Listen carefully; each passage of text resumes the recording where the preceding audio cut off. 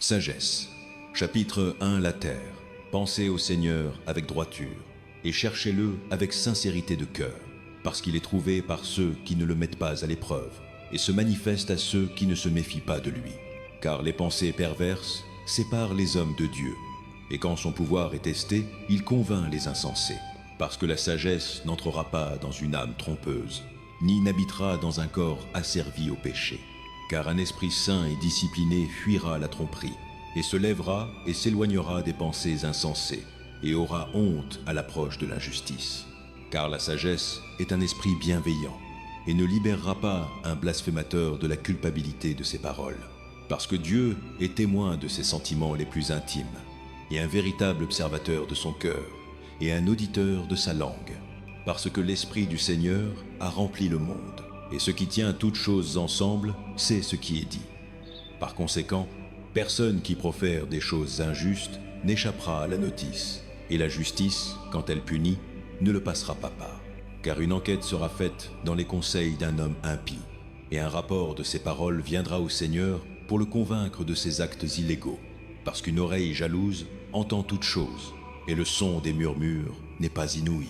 Méfiez-vous donc des murmures inutiles, et gardez votre langue de la calomnie, parce qu'aucun mot secret n'est sans résultat, et une bouche menteuse détruit l'âme. N'invitez pas la mort par l'erreur de votre vie, ni n'attirez la destruction par les œuvres de vos mains, parce que Dieu n'a pas fait la mort, et il ne se délecte pas de la mort des vivants, car il a créé toutes choses pour qu'elles existent, et les créatures du monde sont saines, et il n'y a pas de poison destructeur en elles, et la domination de l'Hadès n'est pas sur la terre, car la justice est immortelle. Mais les hommes impies, par leurs paroles et leurs actes, ont invoqué la mort. Le considérant comme un ami, ils se sont languis, et ils ont fait un pacte avec lui, parce qu'ils sont dignes d'appartenir à son parti. Sagesse, chapitre 2, chapitre 2. Car ils ont raisonné de manière erronée, en se disant à eux-mêmes: courte et douloureuse est notre vie, et il n'y a pas de remède quand un homme arrive à sa fin, et personne n'a été connu pour revenir de l'Hadès. Parce que nous sommes nés par pur hasard, et ensuite nous serons comme si nous n'avions jamais été, parce que le souffle dans nos narines est de la fumée, et la raison est une étincelle allumée par les battements de nos cœurs. Quand elle est éteinte, le corps se transformera en cendre, et l'esprit se dissoudra comme de l'air vide. Notre nom sera oublié avec le temps, et personne ne se souviendra de nos œuvres. Notre vie passera comme les traces d'un nuage, et sera dispersée comme une brume chassée par les rayons du soleil et vaincue par sa chaleur. Car notre temps alloué est le passage d'une ombre, et il n'y a pas de retour de notre mort, parce qu'elle est scellée, et personne ne revient. Venez donc, jouissons des bonnes choses qui existent, et utilisons la création au maximum, comme dans notre jeunesse. Remplissons-nous de vins coûteux et de parfums, et ne laissons aucune fleur du printemps nous passer. Couronnons-nous de boutons de rose avant qu'ils ne fanent. Que aucun d'entre nous ne manque de partager notre débauche partout. Laissons des signes de jouissance, parce que c'est notre portion, et c'est notre lot. Opprimons l'homme pauvre juste.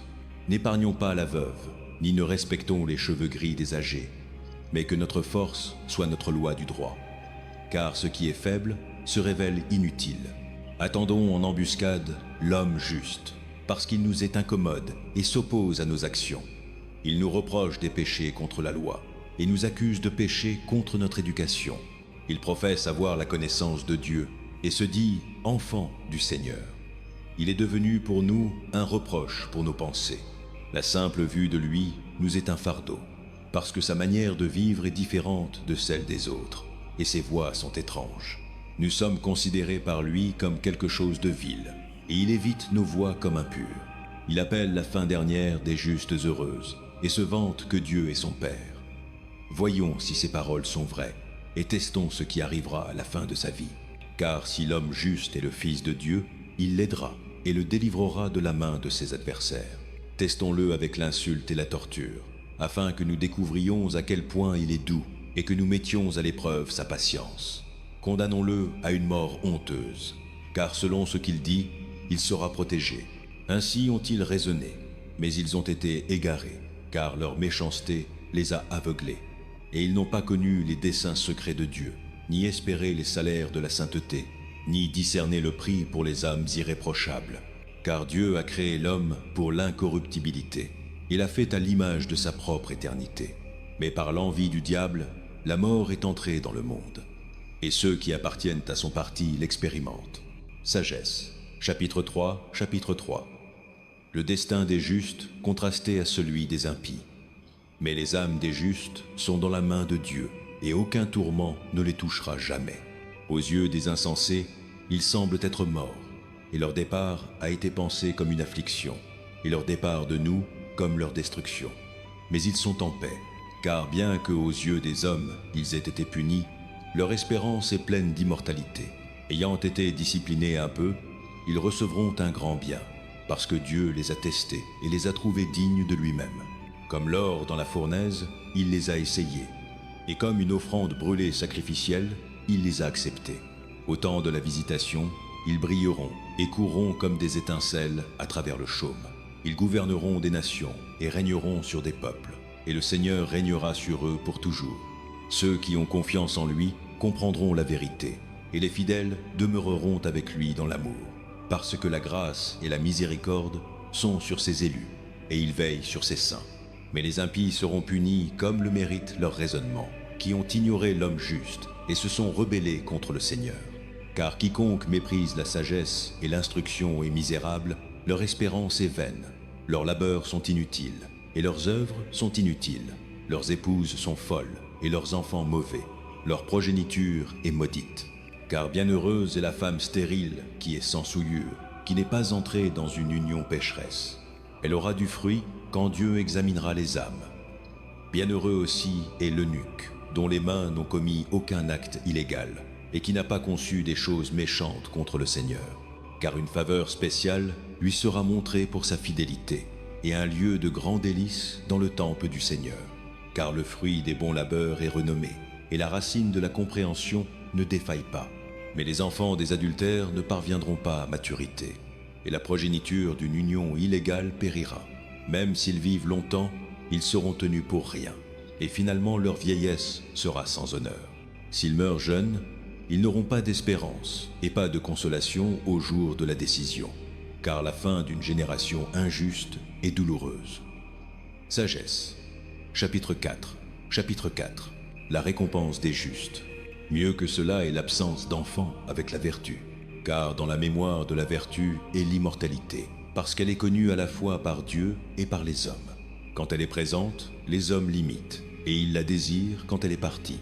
Et à travers tout le temps, elle marche, couronnée en triomphe, victorieuse dans le concours pour des prix qui sont sans souillure. Mais la progéniture prolifique des impies ne sera d'aucune utilité, et aucune de leurs semences illégitimes ne frappera une racine profonde, ni ne prendra une prise ferme. Car même s'ils poussent des branches pendant un temps, se tenant de manière insécure, ils seront secoués par le vent, et par la violence des vents, ils seront déracinés. Les branches seront brisées avant d'atteindre la maturité, et leur fruit sera inutile, pas assez mûr pour être mangé, et bon à rien. Car les enfants nés d'union illégale sont des témoins du mal contre leurs parents quand Dieu les examine. Mais l'homme juste, bien qu'il meure tôt, sera au repos. Car la vieillesse n'est pas honorée pour la longueur du temps, ni mesurée par le nombre d'années, mais la compréhension est des cheveux gris pour les hommes, et une vie irréprochable est une vieillesse mûre. Il y en avait un qui a plu à Dieu et a été aimé par lui. Et tandis qu'il vivait parmi les pécheurs, il a été enlevé. Il a été emporté de peur que le mal ne change sa compréhension, ou que la ruse ne trompe son âme. Car la fascination de la méchanceté obscurcit ce qui est bon, et le désir errant pervertit l'esprit innocent. Étant perfectionné en peu de temps, il a accompli de longues années, car son âme était agréable au Seigneur. Par conséquent, il l'a pris rapidement du milieu de la méchanceté. Pourtant, les peuples ont vu et n'ont pas compris, ni pris une telle chose à cœur, que la grâce et la miséricorde de Dieu sont avec ses élus, et qu'il veille sur ses saints. L'homme juste qui est mort condamnera les impies qui vivent, et la jeunesse qui est rapidement perfectionnée condamnera la vieillesse prolongée de l'homme injuste. Car ils verront la fin de l'homme sage, et ne comprendront pas ce que le Seigneur a prévu pour lui, et pourquoi il l'a gardé en sécurité. Ils verront et auront du mépris pour lui, mais le Seigneur les tournera en ridicule. Après cela, ils deviendront des cadavres déshonorés et une outrage parmi les morts pour toujours, parce qu'il les brisera sans voix au sol et les secouera des fondations. Ils seront laissés complètement secs et stériles, et ils souffriront de l'angoisse, et le souvenir d'eux périra. Ils viendront avec effroi quand leurs péchés seront comptés, et leurs actes illégaux les convaincront en face. Sagesse. Chapitre 5. Chapitre 5. Alors l'homme juste se tiendra avec une grande confiance en présence de ceux qui l'ont affligé et de ceux qui font peu de cas de ses labeurs. Quand ils le verront, ils seront secoués d'une peur dreadful, et ils seront étonnés de son salut inattendu. Ils parleront les uns aux autres dans la repentance, et dans l'angoisse de l'esprit, ils gémiront et diront: c'est l'homme que nous avons autrefois tenu en dérision et fait un proverbe de reproche. Nous, insensés, nous pensions que sa vie était de la folie et que sa fin était sans honneur. Pourquoi a-t-il été compté parmi les fils de Dieu? Et pourquoi son lot est-il parmi les saints? Ainsi c'est nous qui nous sommes égarés du chemin de la vérité, et la lumière de la justice n'a pas brillé sur nous, et le soleil ne s'est pas levé sur nous. Nous nous sommes remplis des chemins de l'illégalité et de la destruction, et nous avons voyagé à travers des déserts sans piste. Mais le chemin du Seigneur, nous ne l'avons pas connu. À quoi notre arrogance nous a-t-elle profité? Et quel bien notre richesse vantée nous a-t-elle apporté? Toutes ces choses ont disparu comme une ombre, et comme une rumeur qui passe, comme un navire qui navigue à travers l'eau agitée. Et quand il est passé, aucune trace ne peut être trouvée, ni piste de sa quille dans les vagues. Ou comme quand un oiseau vole à travers l'air, aucune preuve de son passage n'est trouvée. L'air léger, fouetté par le battement de ses pennes, et percé par la force de son vol précipité, est traversé par le mouvement de ses ailes, et ensuite aucun signe de son arrivée n'y est trouvé. Ou comme quand une flèche est tirée vers une cible, l'air ainsi divisé se rassemble aussitôt, de sorte que personne ne connaît son chemin. Ainsi nous aussi, dès que nous sommes nés, avons cessé d'être, et nous n'avions aucun signe de vertu à montrer. Mais nous avons été consumés dans notre méchanceté, parce que l'espérance de l'homme impie est comme de la paille emportée par le vent, et comme un givre léger chassé par une tempête. Elle est dispersée comme de la fumée devant le vent, et elle passe comme le souvenir d'un hôte qui ne reste qu'un jour. Mais les justes vivent pour toujours, et leur récompense est avec le Seigneur. Le Très-Haut prend soin d'eux. Par conséquent, ils recevront une couronne glorieuse et un beau diadème de la main du Seigneur, parce qu'avec sa main droite, il les couvrira, et avec son bras, il les protégera. Le Seigneur prendra son zèle comme son armure entière, et armera toute la création pour repousser ses ennemis. Il mettra la justice comme une cuirasse, et portera la justice impartiale comme un casque. Il prendra la sainteté comme un bouclier invincible, et affûtera une colère sévère pour une épée. Et la création se joindra à lui pour combattre contre les fous. Des traits de foudre voleront avec un but vrai, et sauteront vers la cible comme d'un arc bien tendu de nuages. Et des grêlons pleins de colère seront lancés comme d'une catapulte. L'eau de la mer fera rage contre eux, et les rivières les submergeront sans relâche. Un vent puissant s'élèvera contre eux, et comme une tempête, il les vannera. L'illégalité dévaste toute la terre, et le mal fait renverser les trônes des dirigeants. Sagesse. Chapitre 6. Chapitre 6. Admonition aux dirigeants. Écoutez donc, ô rois, et comprenez. Apprenez, ô juges des extrémités de la terre. Prêtez l'oreille, vous qui régnez sur des multitudes, et vous vantez de nombreuses nations, car votre domination vous a été donnée du Seigneur, et votre souveraineté du Très-Haut, qui examinera vos œuvres et enquêtera sur vos plans. Parce que, en tant que serviteur de son royaume, vous n'avez pas régné correctement, ni gardé la loi, ni marché selon le dessein de Dieu. Il viendra sur vous terriblement et rapidement, parce qu'un jugement sévère tombe sur ceux en haut lieu. Car l'homme le plus humble peut être pardonné par miséricorde, mais les hommes puissants seront puissamment testés. Car le Seigneur de tous ne s'arrêtera pas en Nao devant quiconque, ni ne montrera de déférence à la grandeur, parce qu'il a lui-même fait à la fois le petit et le grand, et il pense à tous pareillement. Mais une enquête stricte est en réserve pour les puissants. À vous donc, ô monarques, mes paroles sont dirigées, afin que vous appreniez la sagesse et ne transgressiez pas, car ils seront rendus saints ceux qui observent les choses saintes en sainteté, et ceux qui les ont apprises trouveront une défense. Par conséquent, posez votre désir sur mes paroles. Désirez-les, et vous serez instruits. La sagesse est radieuse et inaltérable, et elle est facilement discernée par ceux qui l'aiment, et est trouvée par ceux qui la cherchent. Elle se hâte de se faire connaître à ceux qui la désirent. Celui qui se lève tôt pour la chercher n'aura pas de difficulté, car il la trouvera assise à ses portes.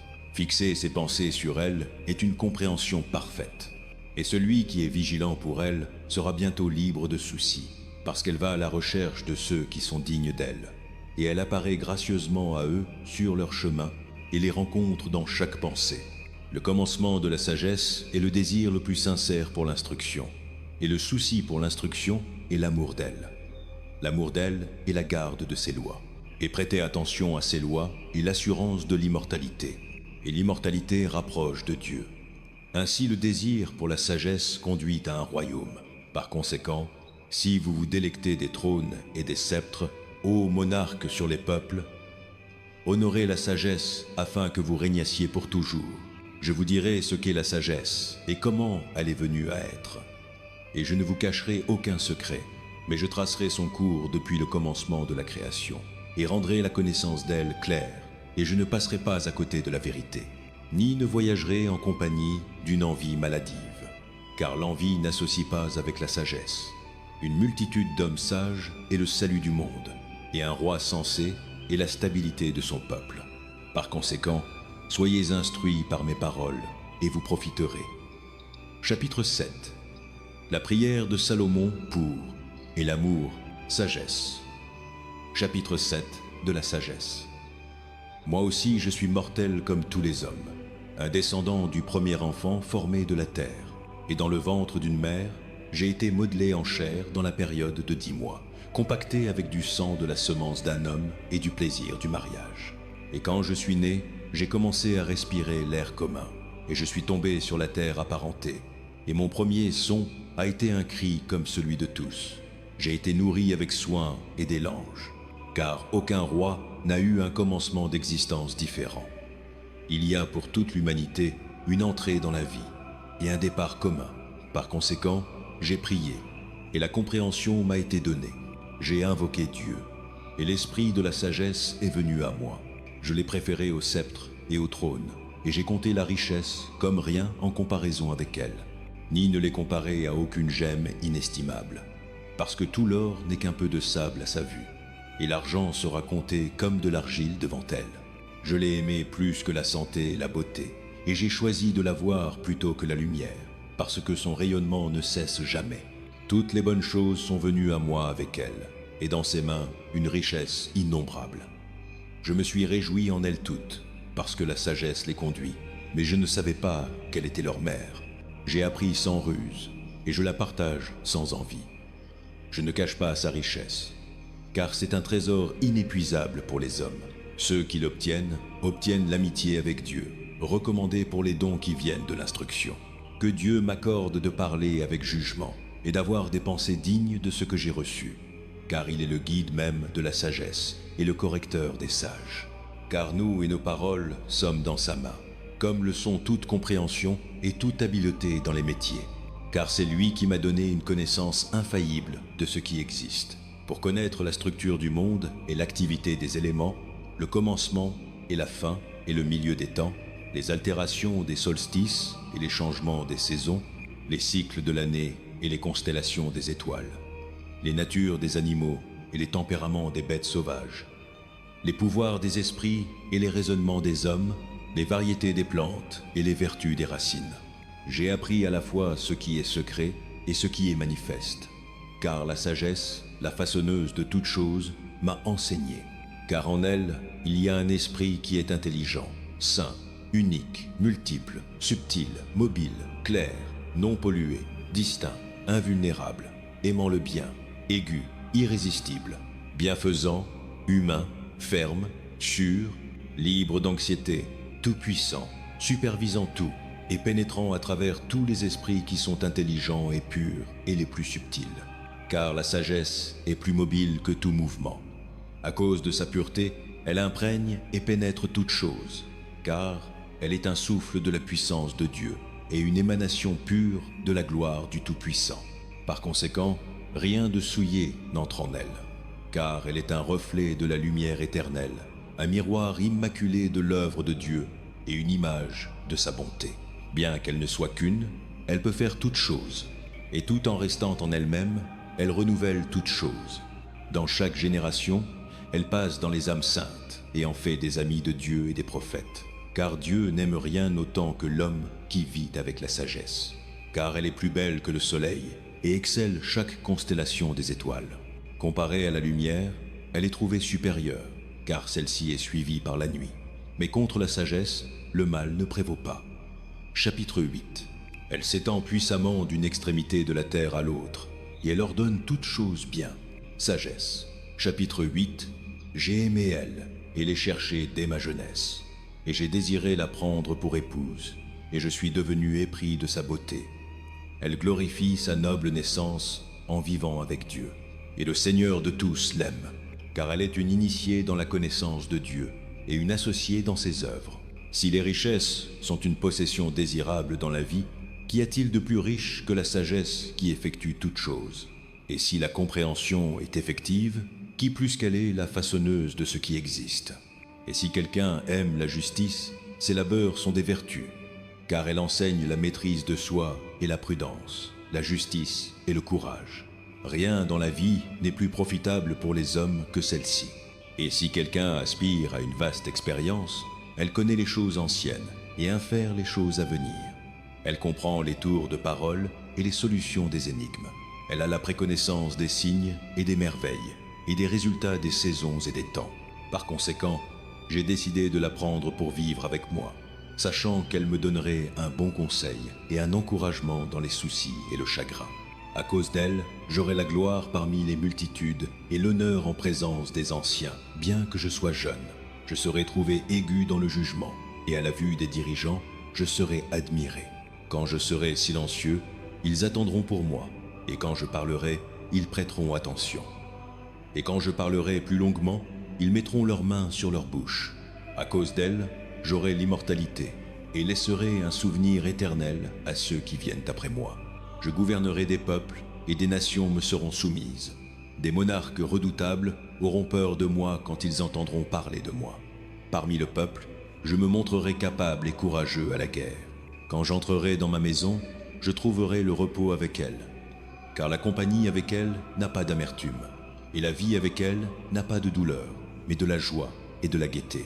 Quand j'ai considéré ces choses intérieurement et réfléchi sur elles dans mon esprit, que dans la parenté avec la sagesse il y a l'immortalité, et dans l'amitié avec elle un pur délice, et dans les labeurs de ses mains une richesse inépuisable, et dans l'expérience de sa compagnie la compréhension, et la renommée dans le partage de ses paroles, je suis allé à la recherche de comment l'obtenir pour moi-même.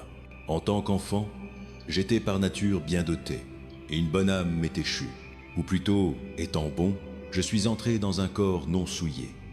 Mais j'ai perçu que je ne posséderais pas la sagesse à moins que Dieu ne me la donne. Et c'était une marque de perspicacité de savoir de qui était le don. Alors j'ai fait appel au Seigneur et l'ai imploré. Et de tout mon cœur j'ai dit, sagesse. Chapitre 9. Chapitre 9. La prière de Salomon.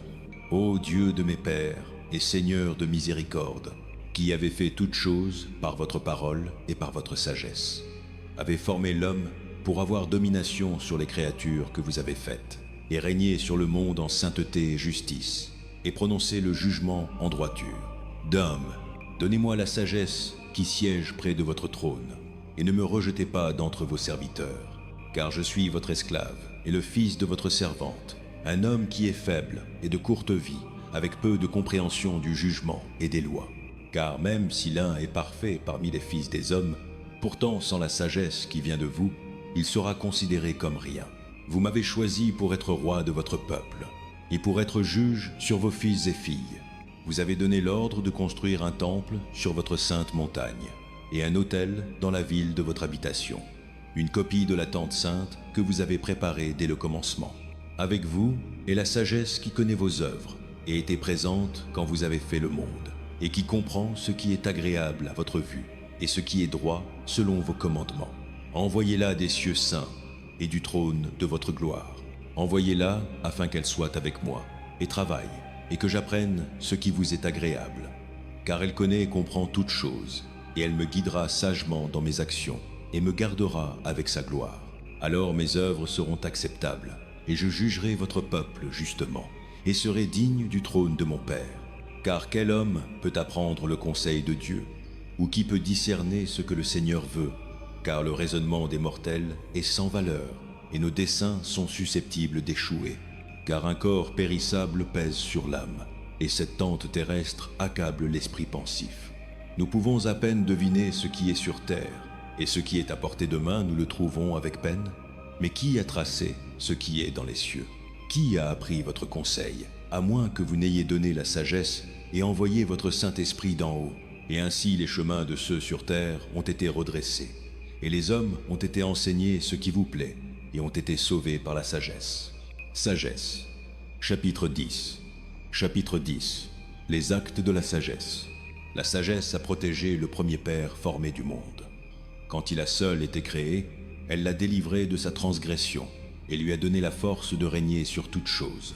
Mais quand un homme injuste s'est éloigné d'elle dans sa colère, il a péri parce que dans la rage, il a tué son frère. Quand la terre a été inondée à cause de lui, la sagesse l'a de nouveau sauvé, dirigeant l'homme juste par un misérable morceau de bois. La sagesse aussi, quand les nations, dans un accord méchant, avaient été confondues, a reconnu l'homme juste et l'a préservé irréprochable devant Dieu, et l'a gardé fort face à sa compassion pour son enfant. La sagesse a sauvé un homme juste quand les impies périssaient. Il a échappé au feu qui est descendu sur les 5 villes. La preuve de leur méchanceté reste encore. Un désert fumant continuellement, des plantes portant des fruits qui ne mûrissent pas, et un pilier de sel se tenant comme un monument à une âme incrédule. Car parce qu'ils ont passé à côté de la sagesse, ils non seulement ont été empêchés de reconnaître le bien, mais ont aussi laissé à l'humanité un rappel de leur folie, afin que leurs échecs ne puissent jamais passer inaperçus.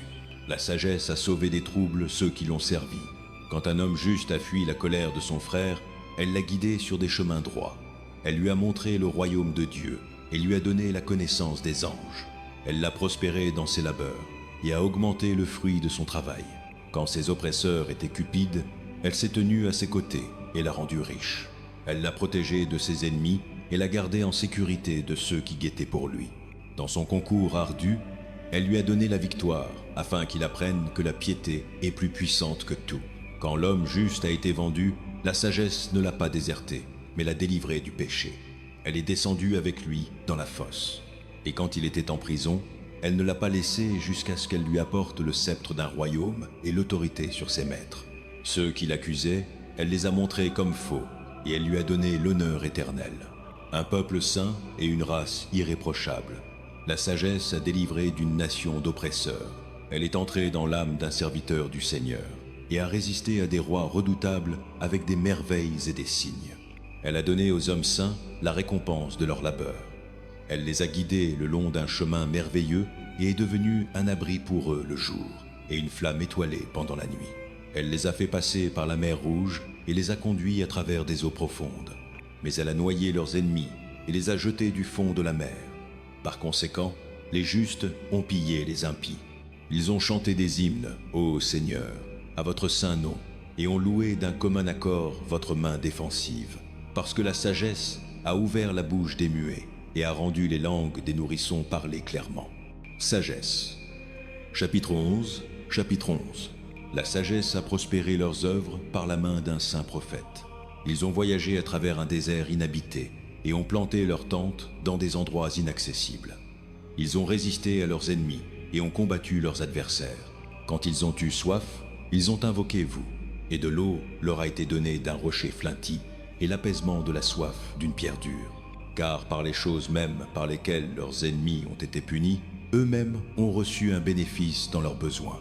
Au lieu de la fontaine d'une rivière toujours coulante, agitée et souillée de sang reproche pour le décret de tuer les nourrissons, vous leur avez donné de l'eau abondante de manière inattendue, montrant par leur soif à ce moment comment vous avez puni leurs ennemis. Car quand ils ont été éprouvés, bien qu'ils aient été disciplinés dans la miséricorde, ils ont appris comment les impies ont été tourmentés quand jugés dans la colère. Car vous les avez testés comme un père le fait en avertissement. Mais vous avez examiné les impies comme un roi sévère le fait en condamnation. Que ce soit absent ou présent, ils étaient également affligés, car un double chagrin les possédait, et un gémissement au souvenir de ce qui s'était passé. Car quand ils ont entendu que par leur propre punition les justes avaient reçu un bénéfice, ils ont perçu que c'était l'œuvre du Seigneur. Car bien qu'ils aient moqueusement rejeté celui qui longtemps avant avait été jeté dehors et exposé à la fin des événements, ils l'ont admiré. Car leur soif n'était pas comme celle des justes. En retour pour leurs pensées folles et méchantes, qui les ont égarés à adorer des serpents irrationnels et des animaux sans valeur, vous avez envoyé sur eux une multitude de créatures irrationnelles pour les punir, afin qu'ils apprennent que l'on est puni par les choses mêmes par lesquelles ils pêchent, car votre main toute puissante, qui a créé le monde à partir de la matière informe, ne manquait pas de moyens pour envoyer sur eux une multitude d'ours ou de lions audacieux, ou des bêtes inconnues nouvellement créées, pleines de rage, ou telles qui respirent un souffle de feu, ou éructent une épaisse fumée, ou font jaillir des étincelles terribles de leurs yeux. Non seulement leurs dommages pouvaient exterminer les hommes, mais la simple vue d'elles pouvait tuer par la frayeur. Même en dehors de celle-ci, les hommes pouvaient tomber d'un seul souffle quand poursuivis par la justice et dispersés par le souffle de votre puissance. Mais vous avez arrangé toutes choses par mesure et nombre et poids, car il est toujours en votre pouvoir de montrer une grande force. Et qui peut résister à la puissance de votre bras? Parce que le monde entier devant vous est comme une poussière qui fait pencher la balance, et comme une goutte de rosée du matin qui tombe sur la terre. Mais vous êtes miséricordieux envers tous, car vous pouvez faire toutes choses, et vous overlook les péchés des hommes, afin qu'ils se repentent. Car vous aimez toutes choses qui existent, et vous loatez aucune des choses que vous avez faites. Car vous n'auriez rien fait si vous l'aviez haï. Comment quoi que ce soit aurait perduré si vous ne l'aviez pas voulu? Ou comment quoi que ce soit non appelé par vous aurait été préservé? Vous épargnez toutes choses, car elles sont vôtres, ô Seigneur, qui aimez les vivants. Sagesse. Chapitre 12. Chapitre 12. Car votre esprit immortel est dans toutes choses. Par conséquent, vous corrigez peu à peu ceux qui transgressent, et rappelez et avertissez-les des choses dans lesquelles ils pêchent, afin qu'ils soient libérés de la méchanceté, et mettent leur confiance en vous, ô Seigneur. Ceux qui habitaient autrefois dans votre terre sainte, vous les haïssiez pour leurs pratiques détestables, leurs œuvres de sorcellerie et rites impies, leur abattage impitoyable d'enfants, et leurs festins sacrificiels sur la chair et le sang humain, ces initiés du milieu d'un culte païen. Ces parents qui tuent des vies sans défense, vous vouliez détruire par les mains de nos pères, afin que la terre la plus précieuse de toutes pour vous reçoive une colonie digne des serviteurs de Dieu. Mais même ceux-ci, vous les avez épargnés, puisqu'ils n'étaient que des hommes, et avez envoyé des guêpes comme précurseurs de votre armée, pour les détruire peu à peu, bien que vous n'ayez pas été incapable de livrer les impies aux mains des justes dans la bataille, ou de les détruire d'un seul coup par des bêtes sauvages redoutables, ou votre parole sévère, mais en les jugeant peu à peu, vous leur avez donné une chance de se repentir, bien que vous n'ignoriez pas que leur origine était mauvaise et leur méchanceté innée, et que leur façon de penser ne changerait jamais, car ils étaient une race maudite dès le commencement. Et ce n'était pas par peur de quiconque que vous les avez laissés impunis pour leurs péchés. Car qui dira « Qu'avez-vous fait » ou qui résistera à votre jugement? Qui vous accusera pour la destruction des nations que vous avez faites? Ou qui viendra devant vous pour plaider comme avocat pour des hommes injustes? Car il n'y a aucun Dieu en dehors de vous, dont le soin est pour tous les hommes à qui vous devriez prouver que vous n'avez pas jugé injustement. Ni aucun roi ou monarque ne peut vous confronter au sujet de ceux que vous avez punis. Vous êtes juste et réglez toutes choses justement, considérant comme étranger à votre puissance de condamner celui qui ne mérite pas d'être puni. Car votre force est la source de la justice, et votre souveraineté sur tous vous fait épargner tous. Car vous montrez votre force quand les hommes doutent de la complétude de votre puissance, et réprimandez toute insolence parmi ceux qui la connaissent. Vous qui êtes souverain en force, jugez avec douceur, et avec une grande indulgence, vous nous gouvernez, car vous avez le pouvoir d'agir quand vous le choisissez. Par de telles œuvres, vous avez enseigné à votre peuple que l'homme juste doit être bienveillant, et vous avez rempli vos fils d'un bon espoir, parce que vous donnez le repentir pour les péchés. Car si vous avez puni avec un tel grand soin et indulgence les ennemis de vos serviteurs, et ceux méritant la mort, leur accordant du temps et une opportunité d'abandonner leur méchanceté, avec quelle sévérité vous avez jugé vos fils, à dont les pères vous avez donné des serments et des alliances pleines de bonnes promesses. Ainsi, tandis que nous chassions, vous flagellez nos ennemis 10 000 fois plus, afin que nous méditions sur votre bonté quand nous jugeons. Et quand nous sommes jugés, nous puissions espérer la miséricorde. Par conséquent, ceux qui dans la folie de la vie ont vécu injustement, vous les avez tourmentés par leurs propres abominations, car ils se sont égarés loin sur les chemins de l'erreur, acceptant comme Dieu ces animaux que même leurs ennemis méprisaient. Ils ont été trompés comme des nourrissons insensés. Par conséquent, comme à des enfants irréfléchis, vous avez envoyé votre jugement pour se moquer d'eux. Mais ceux qui n'ont pas tenu compte de l'avertissement de légers reproches éprouveront le jugement mérité de Dieu. Car quand dans leur souffrance, ils sont devenus furieux contre ces créatures qu'ils avaient pensé être des dieux, étant punis par elles, ils ont vu et reconnu comme le vrai Dieu, celui qu'ils avaient auparavant refusé de connaître. Par conséquent, la condamnation suprême est venue sur eux. Sagesse, chapitre 13. Chapitre 13. La folie de l'idolâtrie. Car tous les hommes qui ignoraient Dieu étaient insensés par nature, et ils étaient incapables, à partir des bonnes choses qui sont vues, de connaître celui qui existe, ni ne reconnaissaient l'artisan, tout en prêtant attention à ses œuvres. Mais ils supposaient que soit le feu, ou le vent, ou l'air rapide, ou le cercle des étoiles, ou les eaux turbulentes, ou les luminaires du ciel étaient les dieux qui régissent le monde. Si, par le plaisir dans la beauté de ces choses, les hommes les assumaient comme des dieux, qu'ils sachent combien meilleurs que celle-ci est leur Seigneur, car l'auteur de la beauté les a créés. Et si les hommes étaient émerveillés par leur puissance et leur fonctionnement, qu'ils perçoivent à partir d'elle combien plus puissant est celui qui les a formés. Car à partir de la grandeur et de la beauté des choses créées, vient une perception correspondante de leur Créateur. Pourtant, ces hommes sont peu à blâmer, car peu être s'égare-t-il en cherchant Dieu et en désirant le trouver. Car comme ils vivent parmi ses œuvres, ils continuent de chercher et ils font confiance à ce qu'ils voient, parce que les choses qui sont vues sont belles. Pourtant, encore une fois, même eux ne sont pas à excuser, car s'ils avaient le pouvoir de savoir tant de choses qu'ils pouvaient enquêter sur le monde, comment ont-ils échoué à trouver plutôt le Seigneur de ces choses? Mais misérables, avec leurs espoirs placés sur des choses mortes, sont les hommes qui donnent le nom de Dieu aux œuvres des mains des hommes. Or et argent façonnés, avec habileté et ressemblance d'animaux, ou une pierre inutile, l'œuvre d'une main ancienne.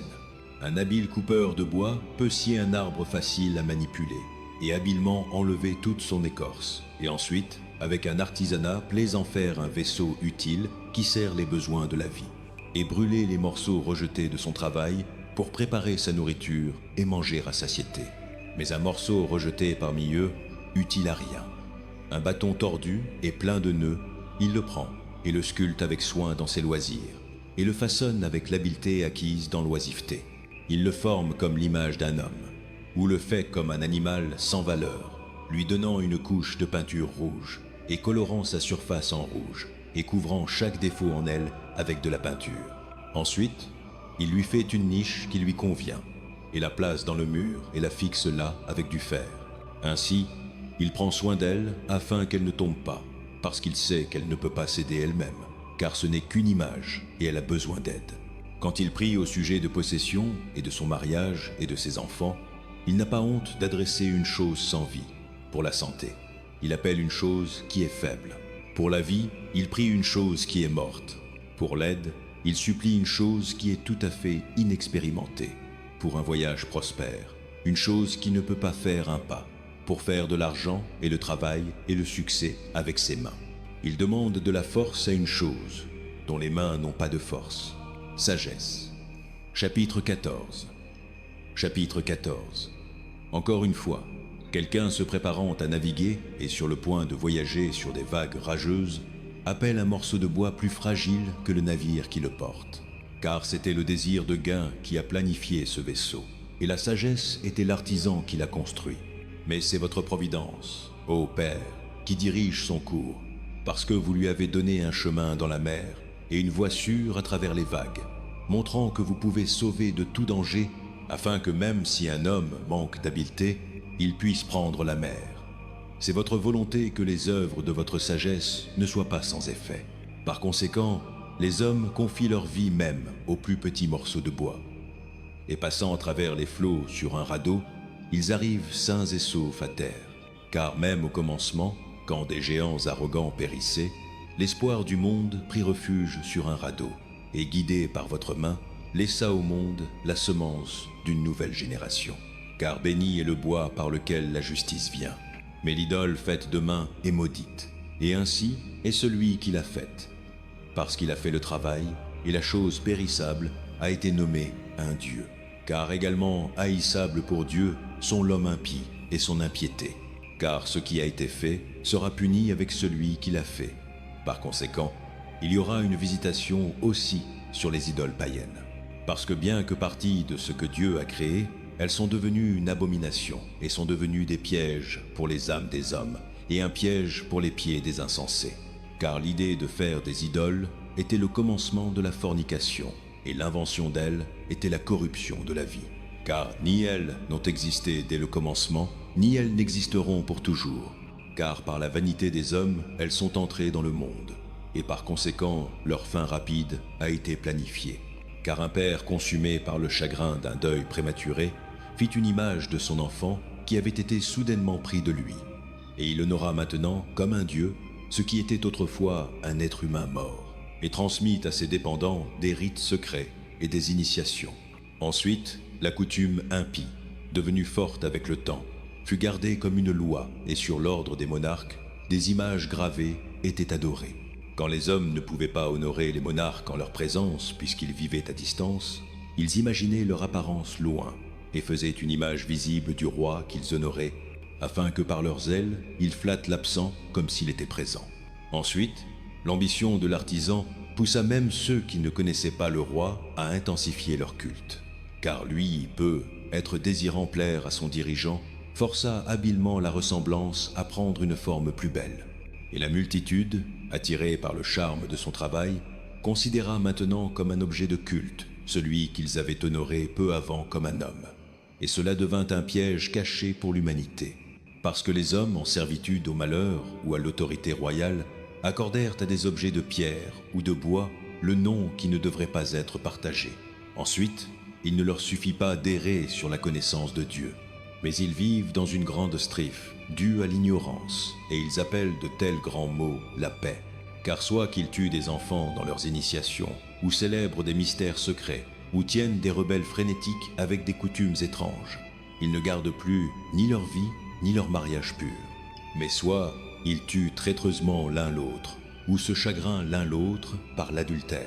Et tout est un rio rageur de sang et de meurtre, de vol et de tromperie, de corruption, d'infidélité, de tumulte, de parjure, de confusion sur ce qui est bon, d'oubli des faveurs, de pollution des âmes, de perversion sexuelle, de désordre dans le mariage, d'adultère et de débauche. Car le culte des idoles à ne pas nommer est le commencement et la cause et la fin de tout mal. Car leurs adorateurs soit ravent dans l'exaltation, ou prophétisent des mensonges, ou vivent injustement, ou commettent facilement le parjure. Car parce qu'ils font confiance à des idoles sans vie, ils jurent des serments méchants et s'attendent à ne souffrir aucun mal. Mais des peines justes les rattraperont sur 2 points, parce qu'ils pensaient méchamment de Dieu en se dévouant aux idoles, et parce que dans la tromperie, ils juraient injustement par mépris pour la sainteté. Car ce n'est pas le pouvoir des choses par lesquelles les hommes jurent, mais la juste peine pour ceux qui pêchent, qui poursuit toujours la transgression des injustes. Sagesse, chapitre 15. Chapitre 15. Le vrai culte de Dieu contrasté aux idoles. Mais vous, notre Dieu, êtes bon et vrai, patient et régnant sur toutes choses dans la miséricorde. Car même si nous péchons, nous sommes vôtres, connaissant votre puissance. Mais nous ne pécherons pas parce que nous savons que nous sommes considérés comme vôtres. Car vous connaître est une justice complète, et connaître votre puissance est la racine de l'immortalité. Car ni l'intention mauvaise de l'art humain ne nous a égarés, ni le labeur infructueux des peintres, une figure tachée de couleurs variées, dont l'apparence éveille le désir chez les insensés, de sorte qu'ils désirent la forme sans vie d'une image morte. Amants des choses mauvaises et dignes de tels objets d'espoir sont ceux qui soit font, ou désirent, ou adorent celle-ci. Car quand un potier pétrit la terre molle et moule laborieusement chaque vaisseau pour notre service, il façonne à partir de la même argile à la fois les vaisseaux qui servent des usages propres et ceux pour des usages contraires, les faisant tous de la même manière. Mais quel sera l'usage de chacun d'eux? Le travailleur en argile décide. Avec un labeur mal employé, il forme un dieu futile à partir de la même argile. Cet homme, qui a été fait de terre peu de temps avant et après un peu de temps, va à la terre d'où il a été pris, quand il est requis de rendre l'âme qui lui a été prêtée.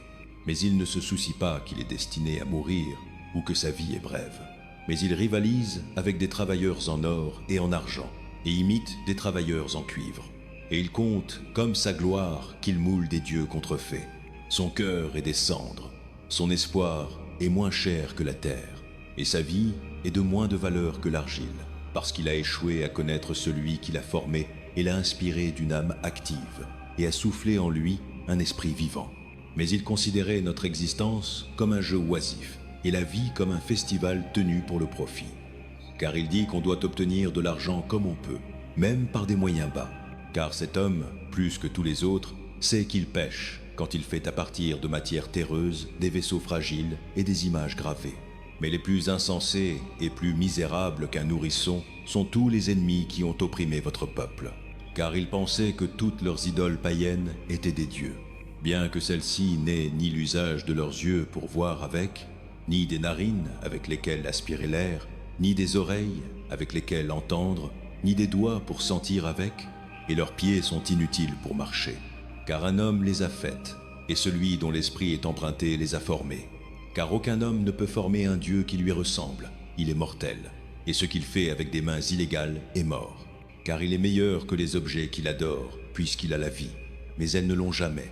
Les ennemis de votre peuple adorent même les animaux les plus haïssables, qui sont pires que tous les autres quand jugés par leur manque d'intelligence. Et même en tant qu'animaux, ils ne sont pas si beaux en apparence qu'on les désirerait. Mais ils ont échappé à la fois à la louange de Dieu et à sa bénédiction. Chapitre 16. Sagesse. Chapitre 16. Par conséquent, ces hommes ont été méritamment punis à travers de telles créatures et ont été tourmentés par une multitude d'animaux.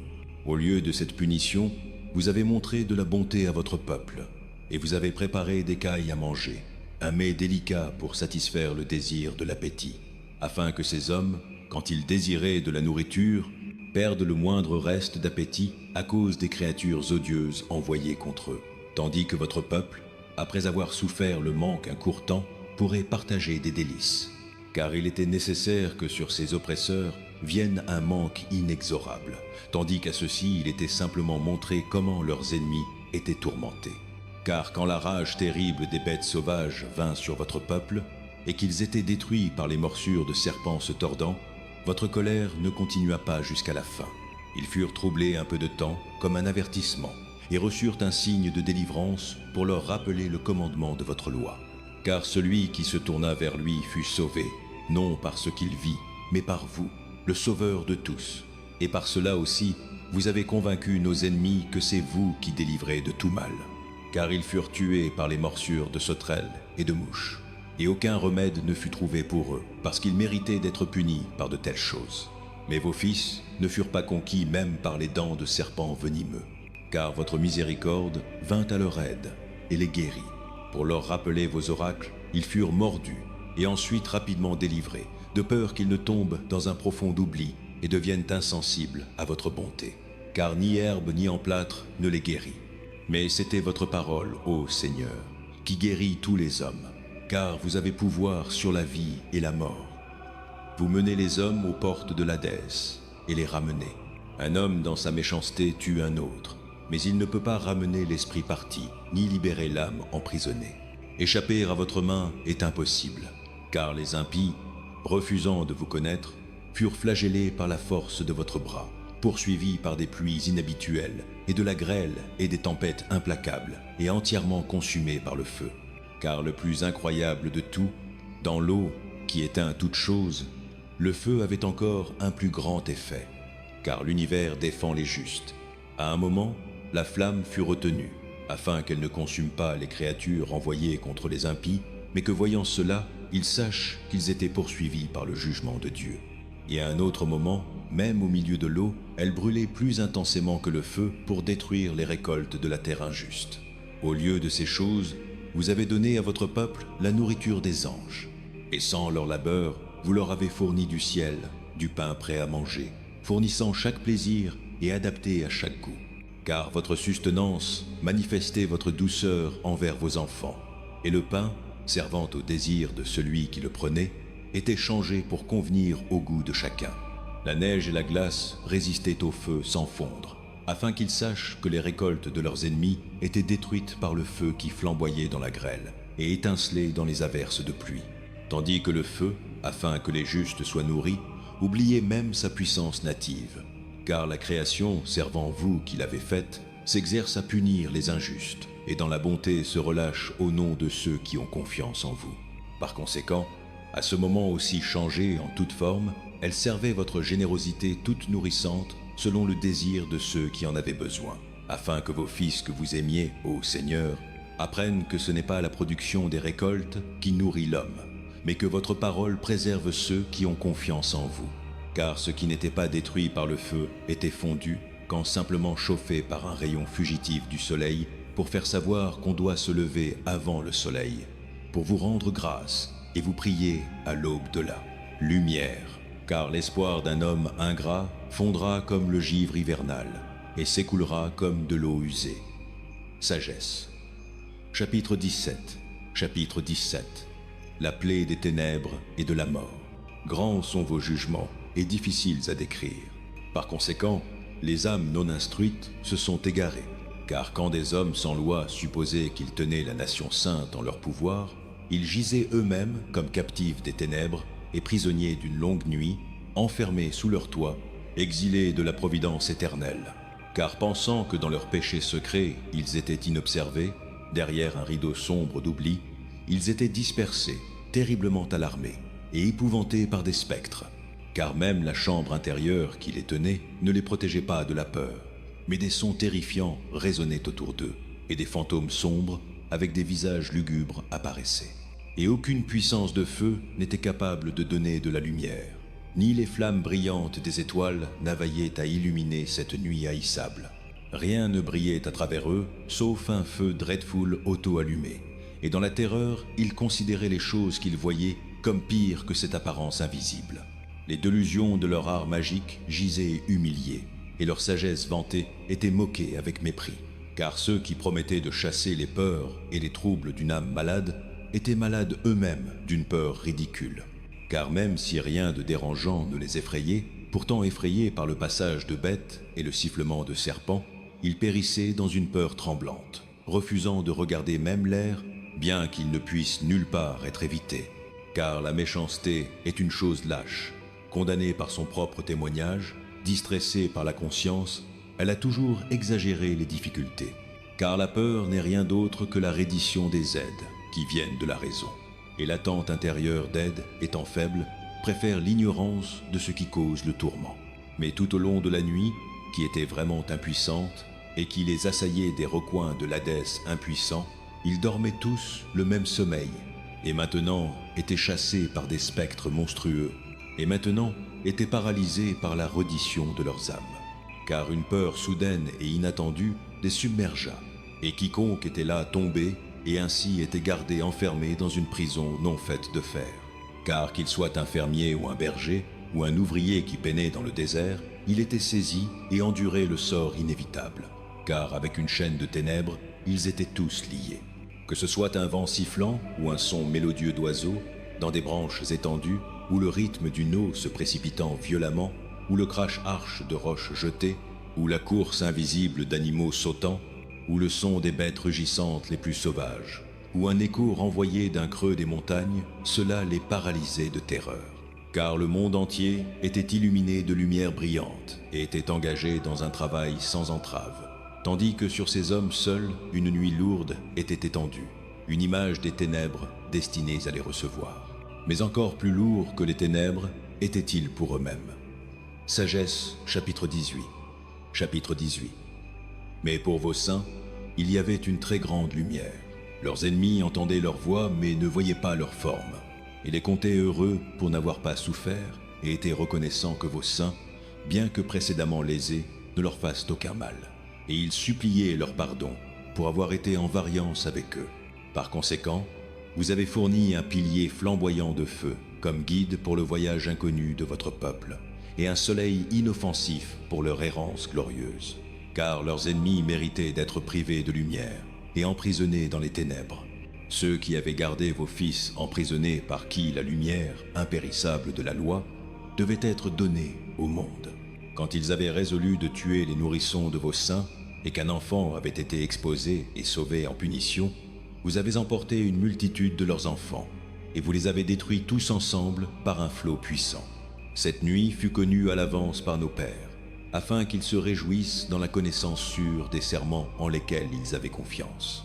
La délivrance des justes et la destruction de leurs ennemis étaient attendues par votre peuple. Car par les mêmes moyens par lesquels vous avez puni nos ennemis, vous nous avez appelés à vous-même et glorifiés. Car en secret, les enfants saints des bons hommes offraient des sacrifices et d'un commun accord acceptaient la loi divine, que les saints partageraient pareillement les mêmes choses, à la fois les bénédictions et les dangers. Et déjà ils chantaient les louanges de leur Père.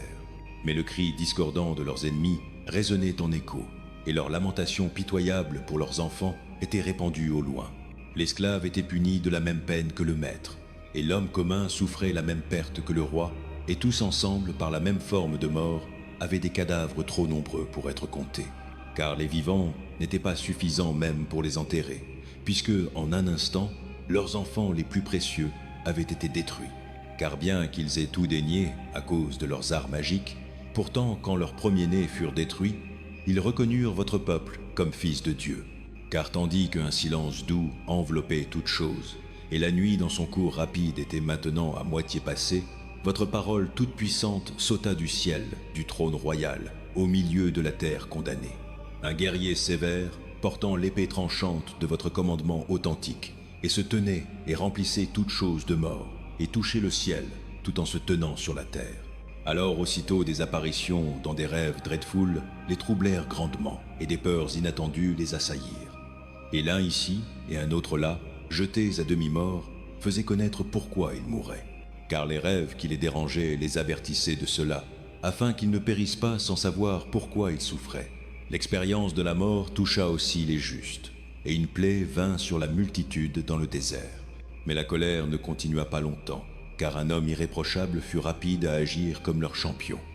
Il apporta le bouclier de son ministère, la prière et la propitiation par l'encens. Il résista à la colère et mit fin au désastre, montrant qu'il était votre serviteur. Il conquit la colère, non par la force du corps et non par la force des armes, mais par sa parole il soumit le punisseur, appelant aux serments et aux alliances données à nos pères. Car quand les morts étaient déjà tombés les uns sur les autres en tas, il intervint et retint la colère et coupa son chemin vers les vivants. Car sur sa longue robe, le monde entier était dépeint, et les gloires des pères étaient gravées sur les 4 rangées de pierres, et votre majesté sur le diadème sur sa tête. À celle-ci, le destructeur céda. Celle-ci, il craignit, car simplement tester la colère était suffisant. Sagesse, chapitre 19. Chapitre 19. L'aide continue de Dieu pour son peuple. Mais les impies furent assaillis jusqu'à la fin par une colère impitoyable. Car Dieu connaissait à l'avance même leurs actions futures, que bien qu'ils aient eux-mêmes permis à votre peuple de partir et les aient envoyés précipitamment, ils changeraient d'avis et les poursuivraient.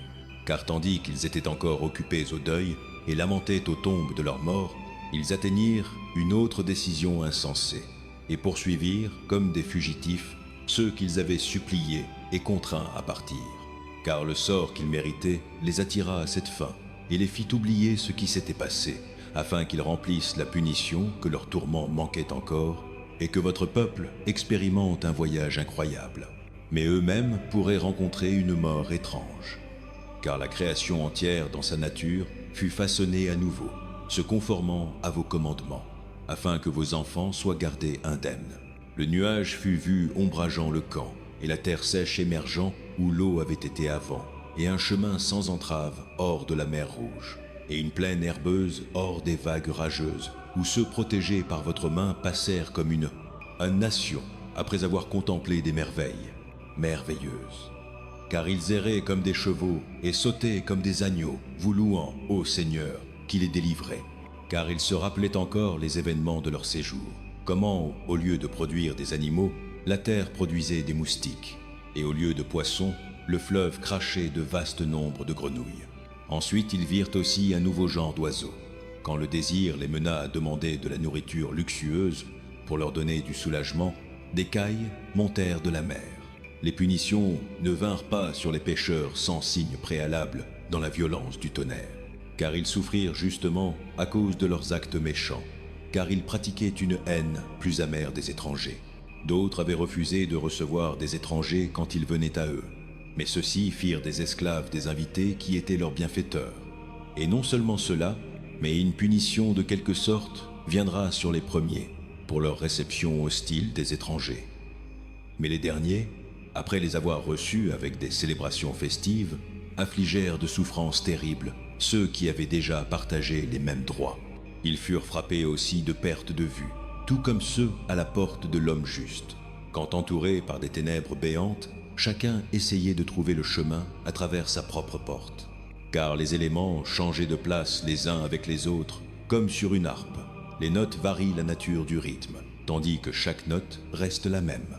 Cela peut être clairement inféré de la vue de ce qui s'est passé. Car les animaux terrestres étaient transformés en créatures aquatiques, et les créatures qui nagent se déplaçaient sur la terre.